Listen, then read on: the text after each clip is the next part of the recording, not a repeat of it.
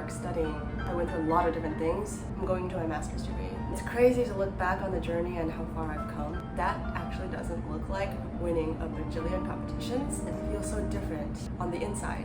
My priorities used to be, I wanted to be good enough to study in New York. Am I good enough to be here? Am I pretty enough to perform? There were a lot of things about performing that I felt insecure about. If I looked really good on stage, then people would love me more. If there's anything I've learned, just be yourself. It is so exhausting to try to pretend to be somebody else. Even if you're like, I want to be that girl, you're kind of trying to be something you're not. My thing was, I had to lose weight so that I would be pretty enough to be loved by everyone. It doesn't work like that. Some people I liked who didn't like me back. Just life, that happens. And I thought, oh, it's because I need to lose weight and that's why. I really don't think that's the reason now. I had some very disordered eating patterns. I was so stressed about performing. I had a lot of leftover mindsets from being a ballet dancer. If I was thinner, then I would be better. I used to be one of the heaviest people in class. I was at a healthy weight. I just didn't have really long limbs. I have never been the kind of person who looks super skinny just because genetically that's not my family. But I thought there was something wrong with that. So that carried over. I thought I looked horrible on stage while performing, even as a pianist.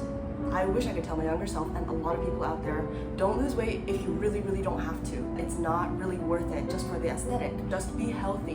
What I did was super extreme decisions that were not at all good for my body. My hair fell out. I counted so many numbers. I would eat so little. I would be so tired. I couldn't get out of bed. I would spend all day in bed sometimes. I was trying to practice a lot. Sometimes I would be lying down and unable to have the energy to do anything. And eventually got to the point where I had no energy to think about what I was going to eat. If I ate, I felt guilty. That was too tiring, so it was better to use my energy on practicing. I looked okay on the outside, could not play through my programs. I was so tired. I was learning Liszt Sonata at the time. I always had really good stamina as a performer, even when I was young. So that was one of my strengths. Then suddenly I couldn't do that.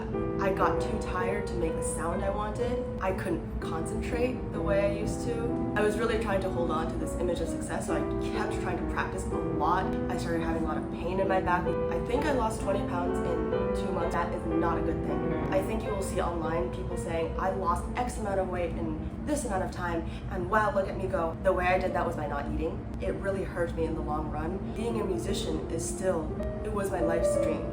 So to not be able to play the way I wanted, and later when my back hurt a lot, not be able to practice the way I wanted, I got this really big injury. It took maybe half a year to recover because I kept practicing on it and I kept not eating.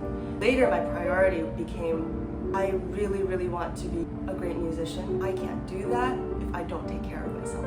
And there were a lot of mindset shifts. I really don't feel as attached to the way I look anymore, and I'm so glad for that.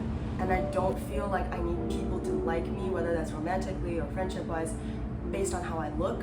Because I feel a lot better about myself as a person, I don't have the same sense of basing my self-worth on looks, weight, my playing. That helps me a lot. Now I try to shift my focus to what I can do in the world, to care about what I can do for other people. I want to show love and authenticity through my playing. I hope that what I do can bring something good for other people. It's not as much about what do they think of me. If I can help somebody out there, that's really, really worthwhile. So I try to stay a lot more aware of my thoughts now. The difference between your number is not gonna make you do more worthwhile things in the world. Your size does not make you a better person, a better musician. It has nothing to do with that. It does not make you more kind. One of the least important things about you probably is how you look. The world isn't always going to say nice things about you. You say the nice things to yourself. You need to support yourself, especially if you're in a competitive industry.